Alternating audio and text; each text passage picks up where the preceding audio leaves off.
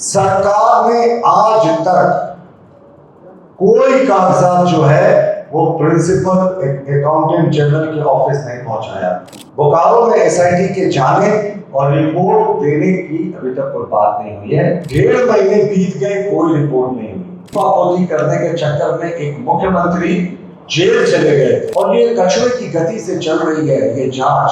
एक जिले की जांच पूरी नहीं हुई। ये सरकार के द्वारा लिखा गया पत्र था जिसमें एजी के प्रिंसिपल ऑडिट करने की बात कही गई थी। और देखिए, सबसे आश्चर्यजनक पहलू इस पत्र का है कि ये पत्र लिखा गया है 17/4/2026 को सरकार के सचिव प्रशांत कुमार जी के द्वारा।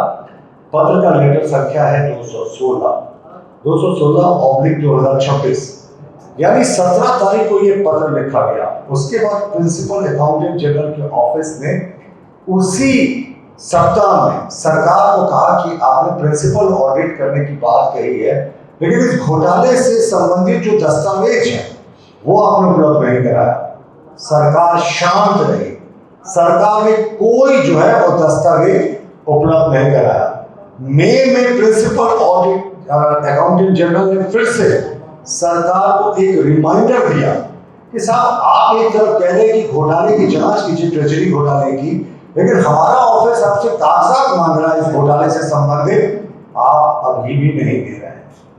सरकार ने आज तक कोई कागजात जो है वो प्रिंसिपल अकाउंटेंट जनरल के ऑफिस नहीं पहुंचाया। इस बात को 1.5 महीने बीत चुके हैं, यानी आप समझ रहे हैं ना कि सरकार चाह रही है कि किसी तरीके से समय बीत जाए। पहले देखिए, इनके द्वारा बनाई गई वित्त समिति वाली जो एसआईटी थी, हमने उस पर प्रश्न किया था।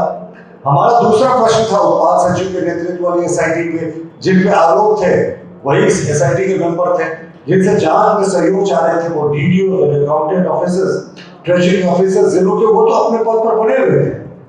लेकिन अब तो हद हो गई कि सरकार एक तरफ कह रही है प्रिंसिपल अकाउंटेंट जनरल से कि साहब आप जांच कर लीजिए पूरे घोटाले की, और प्रिंसिपल अकाउंटेंट जनरल दो बार सरकार को पत्र लिख रहे हैं कि साहब आप जांच की बात तो कर रहे हैं लेकिन डॉक्यूमेंट नहीं पहुंचा रहे। 1.5 महीने से सरकार इस पूरे मामले को धरने बस्ते में डालने की कोशिश कर रही है। दूसरी बात कि सरकार कैसे इस पूरे मामले में कछुए की गति चल रही है, इसका दूसरा सबसे बड़ा उदाहरण है कि जो एसआईटी बनी थी उत्पाद सचिव के नेतृत्व में, जो वित्त विभाग में जो एसआईटी बनाई थी, उनके गठन का 2 महीना हो गया, लेकिन कुल 5 जिले इससे अफेक्ट हुए थे और 5 जिलों में बोकारो, हजारीबाग, रांची, रामगढ़ और देवघर प्रमुख थे। ये आप सब जानते हैं कि एसआईटी सिर्फ एक जिले बोकारो में गई है। बोकारो में एसआईटी के जाने और रिपोर्ट देने की अभी तक कोई बात नहीं हुई है। वो गई वहां जरूर, 1.5 महीने बीत गए, कोई रिपोर्ट नहीं हुई। पता नहीं ये रिपोर्ट कब आएगी। अभी तो एक जिले का ये जांच हो रहा है शुरू, इसके बाद 4 जिलों की जांच और बाकी है। पता नहीं कितने वर्ष का समय लगाएंगे सरकार इस पूरे जांच रिपोर्ट को सामने आने में। तो हमारा प्रेस कॉन्फ्रेंस करने का यही तात्पर्य है कि इसमें एक सरकार को नसीहत लेनी चाहिए। देखिए, लालू प्रसाद सिंह के साथ क्या हुआ था। लालू प्रसाद को डायरेक्ट ये नहीं था कि उन्होंने कोई पैसा ले लिया। उन पर जो मुख्य आरोप था, जिसके कारण वो बात पूरी सीबीआई को चली गई थी, कि जिस समय ये घोटाला सामने आया, तत्कालीन मुख्य सचिव ने लाने की कोशिश की, तो लालू प्रसाद ने पूरी जांच प्रक्रिया को डिले करने की कोशिश की। जांच में जितनी सक्रियता दिखानी चाहिए थी वो नहीं दिखाई। जब ये मामला राज्य सरकार से सीबीआई को चला गया, तो सीबीआई के पास जो प्रश्न थे उनका भी लालू प्रसाद को जवाब नहीं दे पाए कि आखिर जांच में डिले क्यों किया गया।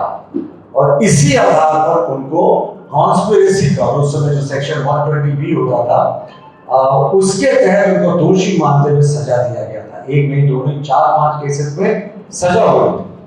तो हमारी झारखंड सरकार से यही दरखास्त होगी कि इतिहास के पन्नों से सबक सीखे साहब। इसी घोटाले को, चारा घोटाले को लीपापोती करने के चक्कर में एक मुख्यमंत्री जेल चले गए थे, उनको कुर्सी छोड़नी पड़ी थी। कम से कम ये गलती दोबारा आप नहीं दोहराएं। और ये कछुए की गति से चल रही है ये जांच। 2 महीने, 1.5-2 महीने में भी एक जिले की जांच पूरी नहीं हुई और 5 जिलों की जांच की बात है। जबकि हमारा तो मानना है कि आज भी अखबारों में इस जांच में जुड़ जाएंगे। तो ये जांच आखिर कब पूरी होगी? इस तरीके से जांच चलेगी तो हमारा जाहिर तौर पर मानना है कि सरकार इस पूरे जांच को रफा दफा करने की कोशिश कर रही है।